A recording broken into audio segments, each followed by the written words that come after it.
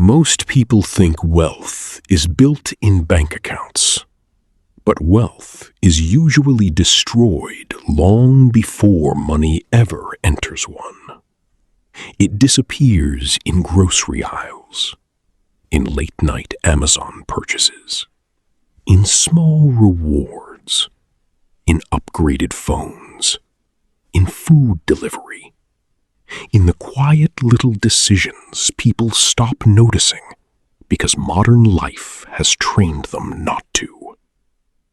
And nowhere is this more obvious than America. Because America doesn't just encourage consumption. It turns consumption into identity. The car becomes your status. The apartment becomes your personality. The clothes become your self-worth. And debt becomes something so normal, people joke about it online while paying 24% interest to survive. But several years ago, I stumbled into a completely different philosophy of money. Not from Wall Street, not from finance influencers, not from billionaire productivity culture. From Japan. And what shocked me wasn't that some Japanese households saved more money. It was how they thought about money. Because in many parts of Japanese culture, wealth is not something you perform. It's something you protect quietly. There's no obsession with looking rich, no pressure to constantly upgrade, no social expectation that every success must become visible. In fact, excessive display is often viewed as immaturity. And once you understand that, you begin realizing something uncomfortable about Western financial culture. A huge percentage of modern spending has nothing to do with usefulness. It's social signaling. People buy emotional reassurance disguised as products. And that realization changed the way I looked at every dollar I spent. A while ago, I checked my banking app after an unusually expensive month. The number honestly disturbed me. Thousands gone. Not because of emergencies. Not because I lost my job. Not because of medical debt. Just lifestyle drift. Tiny purchases. Convenience spending. Impulse upgrades.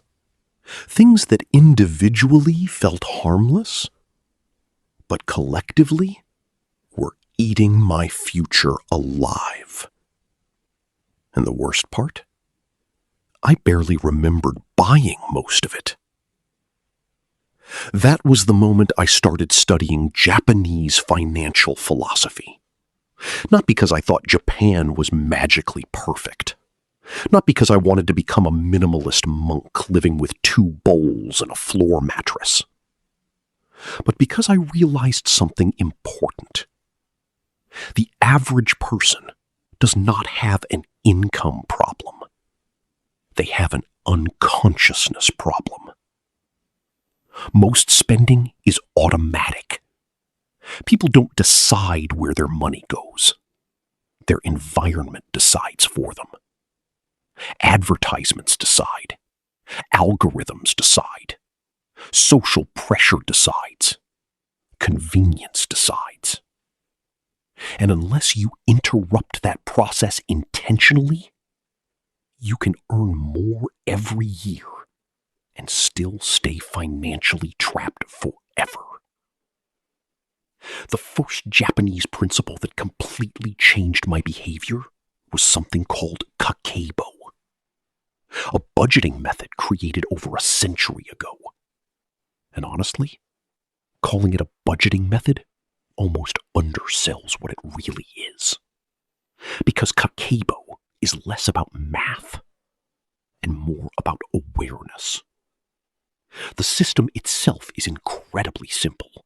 You manually write down how much money comes in, how much must be spent, how much you want to save, and every purchase you make. That's it. No complicated spreadsheets, no AI tracking apps, no financial dashboards filled with colorful graphs pretending to improve your life. Just paper, a pen, and brutal honesty. At first, the simplicity felt ridiculous, until I noticed something terrifying. When spending becomes frictionless, thinking disappears. Tap your card, click once, Face ID. Done. Modern finance has removed almost every psychological barrier between desire and purchase, which is amazing for corporations and catastrophic for human impulse control. But writing purchases down manually creates friction again. And friction changes behavior. Because suddenly, every expense becomes real. A coffee is no longer just a coffee.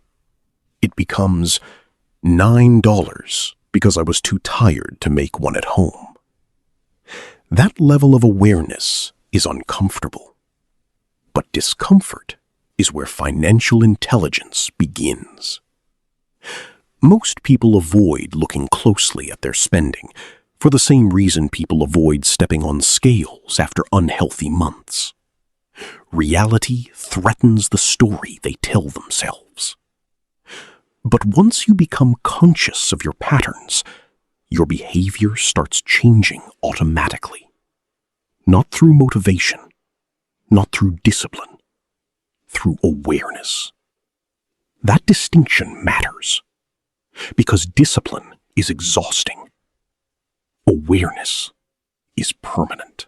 Another Japanese idea that deeply affected me is a concept called Mottainai. There's no perfect English translation, but it roughly describes the sadness of waste. And honestly, this philosophy made me realize how normalized waste is in modern consumer culture. Food wasted, clothes discarded, furniture replaced, perfectly functional devices upgraded because newer versions exist. Entire industries survive by convincing people dissatisfaction is sophistication. And the financial damage from this mindset is enormous. Most people are not going broke from one catastrophic purchase. They're going broke replacing things that still work. A phone with a tiny scratch, a couch that's slightly outdated, clothes worn twice before disappearing into closets forever. Consumer culture trains people to experience normal aging as failure. But Mottainai forces a different question. Has this actually lost its usefulness? Or have I simply become bored? That question alone can save people thousands every year. And underneath all of this sits a deeper philosophy running through many Japanese financial habits. The idea of enough. America rarely teaches enough. It teaches expansion. Bigger house, bigger lifestyle, bigger salary, bigger spending, bigger image. But enough is where financial peace begins. There's an Okinawan principle called Hara Hachi Bu. Eat until you are 80% full. Not stuffed, not uncomfortable, not overloaded. Just enough. And honestly, this principle might describe money better than food. Because most financial stress comes from living at 100% capacity all the time. Every dollar allocated, every weekend consumed, every emotional discomfort solved with spending. No margin, no breathing room, no resilience. People build lives so financially stretched that a single emergency turns into panic. But leaving margin changes everything. A financial life operating at 80% has room to survive shocks, and survival matters more than appearance. One of the most dangerous financial myths online is the belief that wealth is built through dramatic transformation. Huge business success, massive investing wins, life-changing breakthroughs. But Japanese philosophy often approaches improvement differently. Quietly, gradually, repeatedly.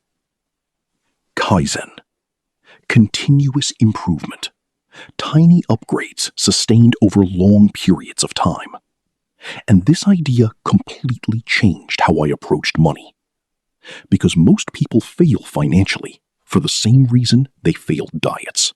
They attempt lives they cannot sustain. Extreme budgets, extreme restriction, extreme motivation. Then eventually, the system collapses. But small changes survive. Canceling one unnecessary subscription, cooking 2 extra meals at home each week, saving 5% before trying to save 20%, waiting 48 hours before impulse purchases. Individually, these changes feel almost meaningless, but compounded over years, they become enormous. That's the part people underestimate about wealth. It's usually boring while it's happening. There's rarely a dramatic movie moment where someone suddenly becomes financially secure. More often, it's thousands of invisible decisions nobody applauds.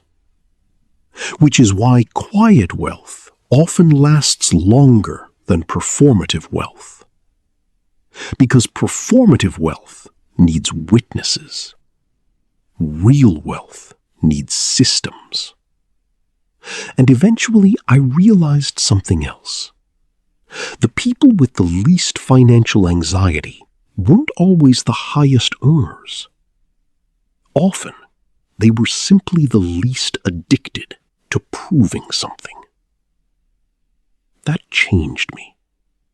Because modern spending is deeply emotional.